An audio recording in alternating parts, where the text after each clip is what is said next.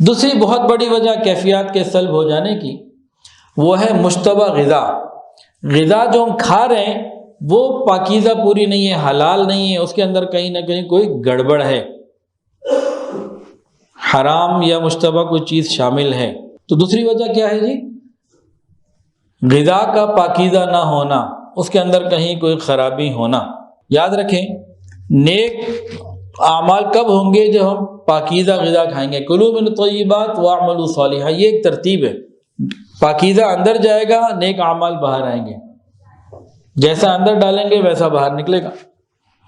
اور حرام مال، مشتبہ مال کا نقصان کیا ہے؟ حضرت پیر حافظ ذوالفقار احمد نقشبندی دامت برکاتہ العالیہ حضرت جی فرماتے ہیں کہ جسم کا جو ٹشو حرام غذا سے بنے گا اس کو گناہ کیے بغیر چین نہیں آئے گا، اندر گدگدی ہوتی رہے گی، وہ گناہ کیے بغیر چین نہیں آ سکتا اس کو. الحمدللہ کئی گھروں پہ بعض دفعہ کھانے کا موقع ملتا ہے، کسی کی دعوت پہ چلے گئے تو وہاں پتہ لگتا ہے جی آج انہوں نے اتنی بار سورہ یاسین کی تلاوت کی کھانا کھاتے ہوئے، آج یہ کیا، آج وہ کیا. جو پاکیزہ عورتیں ہوتی ہیں گھروں میں اپنی اولاد کی اچھی تربیت کے لیے، ان کے بہتر مستقبل کے لیے وہ ذکر اذکار کے ساتھ، تلاوت قرآن پاک کے ساتھ کھانا بناتی ہیں، اس کے انوارات ہوتے ہیں، باوضو پکاتی ہیں. صحابیات کی بھی یہی ترتیب تھی. تو جب کھانے میں نور ہوتا ہے تو جسم کے اندر بھی نور آتا ہے. ایک بزرگ تھے ننھے میاں کہلاتے تھے، وہ دارالعلوم دیوبند کے اساتذہ کرام کی سال میں ایک دفعہ دعوت کرتے تھے. اکنامکلی بڑے کمزور تھے، غریب تھے، اور گھاس بیچ کے وہ سیل کرتے تھے، اس سے کچھ پیسے آتے تھے. سال میں ایک دفعہ دعوت کرتے تھے. اور وہ دعوت کیا ہوتی تھی؟ کوئی مرغن غذائیں اور 6 آئٹم نہیں ہوتی تھی، 12 آئٹمیں رکھی ہوئی. چاول بڑی مشکل سے ایک سال میں تھوڑے تھوڑے کر کے پیسے جمع کرتے اور سادہ سے چاول بنا کے آگے رکھ دیتے. یہ دعوت ہوتی تھی. دارالعلوم کے اساتذہ کرام یہ فرماتے ہیں کہ ہمیں سارا سال اس دعوت کا انتظار رہتا. کیوں؟ کہ جس دن ہم وہ کھانا کھا کر آتے 40 دن تک اپنے نمازوں کے اندر حضوری اور کیفیات محسوس کرتے. کتنا پاکیزہ کھانا ہوگا!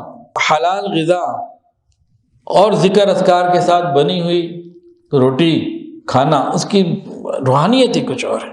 اب حلال غذا میں ایک تو یہ ہے کہ آمدنی حلال ہو، کمائی پاکیزہ اور حلال ہو.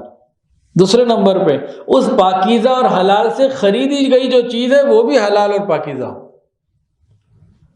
کئی ملٹی نیشنل کمپنیز کی ایسی چیزیں ہیں جو حرام ہیں، ہم کھا رہے ہیں. ہم نے تو اپنے پیٹ کو ٹریش کین بنایا ہوا ہے، سارا کچرا اندر.